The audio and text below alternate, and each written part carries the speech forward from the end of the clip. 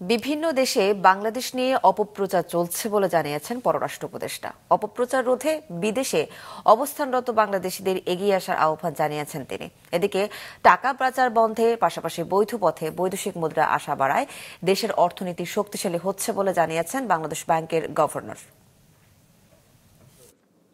বিদেশে বাংলাদেশের ভাবমূর্তি ইতিবাচকভাবে তুলে ধরতে ব্র্যান্ডিং বাংলাদেশ নামে অনুষ্ঠানের আয়োজন করে centre for non resident Bangladeshi, যেখানে উঠে আসে বিদেশে বাংলাদেশিদের বিভিন্ন সমস্যার পাশাপাশি সম্ভাবনা ও সফলতার কথা।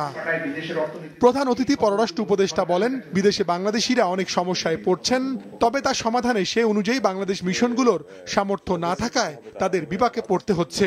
বিদেশে বাংলাদেশ বিরোধী অপপ্রচার চলছে, সেখানে রাজনৈতিক দলগুলোর ভূমিকাও অনেক সময় দেশের ভাবমূর্তি ক্ষুণ্ণ করছে। প্রচন্ডভাবে বাংলাদেশ বিরোধী প্রচারণা সমস্ত পৃথিবীতে চলছে এবং সেটার পুরোভাগে আছে কিন্তু ভারতের মিডিয়া। তাদের যে বক্তব্য সেগুলোকে কিন্তু ভারতীয় ডায়াসপোরা পিক আপ করছে এবং সেটা বিভিন্ন দেশে সেটাকে প্রচারণা চালাচ্ছে। আমার মনে হয় এখানে আপনাদের একটি ভূমিকা পালন করার আছে। রাজনৈতিক একটা অনিশ্চয়তা যখন দেখেন কেউ, তখন সেখানে কিন্তু ইনভেস্ট করতে আসতে চান না সহজে। আশা করছি যে খুব তাড়াতাড়ি একটি রোডম্যাপ এসে যাবে, তখন সহজে আস্থা ফিরে আসবে আমাদের যে বিদেশি বিনিয়োগকারীরা আছেন। 250-টিরও বেশি ডিজাইন অপশন নিয়ে ওয়ালটন স্মার্ট ফ্রিজ, বোঝে আপনার প্রয়োজন।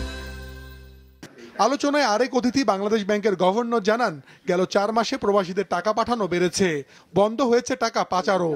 আগে পাচার হওয়া টাকা উদ্ধারেরও চেষ্টা চলছে। এবছর $3,000 কোটি রেমিটেন্স আসবে বলে আশা করা হচ্ছে। এই 6 মাসে আমরা ডিসপাইট জুলাই আগস্টের ঘটনা প্রবাহ বাদ দিয়েও আমাদের রেমিটেন্স নেট বৃদ্ধি হয়েছে $3 বিলিয়ন। আমাদের এক্সপোর্ট বেড়েছে প্রায় $2.5 বিলিয়ন।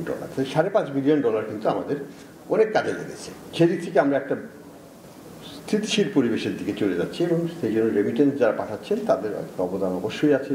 টাকার যে পাচারটা ছিল সেটা বন্ধ হয়েছে, অর্থাৎ গুড গভর্নেন্স দেশে ফিরে আসাতে দেশের অর্থনীতিতে নেট রিটেনশনটা বেড়ে গেছে।